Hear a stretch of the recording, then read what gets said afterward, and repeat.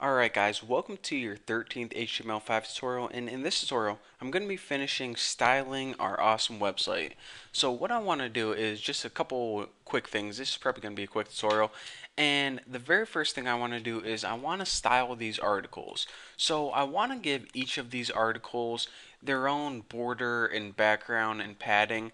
So in order to do that, I need to go ahead and style this crap right here. So what I'm going to be doing is take note of this. I'm not going to be styling the overall section because whenever we start, yeah, right there, kind of got lost there. Whenever we styled the main section, that was pretty much to lay out the entire overall, I don't know, this entire overall section right here. However, I want to style each individual article. So in order to do that, if we look at our HTML file, we have these individual article tags, so that's where we're going to be styling. So let's go ahead in our CSS, go ahead and just type article, and now we can apply the properties to each individual article. For example, we can give each one a background color, and let me give it like a nice peach color, guys. So that should be something light. And also, let me give it a border. Let's see, what border would we go to that? A red border maybe. So border equals 1 pixel solid red, not nerd, red. That's a little bit better. And I also want to give a padding because I want some space between the text and the border. So I'm going to give it an overall padding of 20 pixels.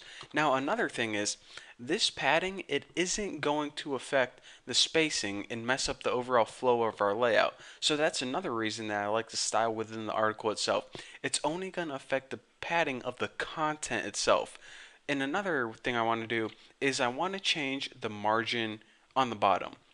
So margin, and just like border top, you can do margin bottom. You can also do margin top, left, right. By the way, you probably would have guessed that. And let me just give it like 15 pixels or something. And this is pretty much going to separate it from the other article underneath it. So now, if I go ahead and refresh this, and refresh it, I can see that each of my articles now has a nice peach background, a red border, and that margin 15, this is what that is right here. It pretty much gives it some spacing between each article, and if we were to put another one under this, then there would be a margin as well. So the only other thing I want to adjust is this, my little signature written by Bucky Roberts. Usually whenever you're writing an article, this appears on the right hand side and underneath it a little bit. So I just want to go ahead and text align our little signature to the right. Now if we say written by Bucky Roberts, let's go ahead and hop over into our HTML. And our written by Bucky Roberts is actually part of the footer. Not only the footer, but it's part of the article's footer. As you can see, the footer is a child of article. So this is what I'm going to do, and this is one of the cool things about having a footer inside the article. So instead of a footer like this, don't do that because I think in this case we have a footer outside. So if we would try to align that to the right, it's going to try to align this. So what we want to do is we want to say, okay, we want to work with the footers, but only the footers in the articles. So if you go ahead and hit article footer, that's going to only apply the style to the footers in the articles. So let me just go ahead and text align right, and hopefully if I didn't mess anything up and go to my website, bam, check it out. This footer is still center aligned, however the article footers are now on the right.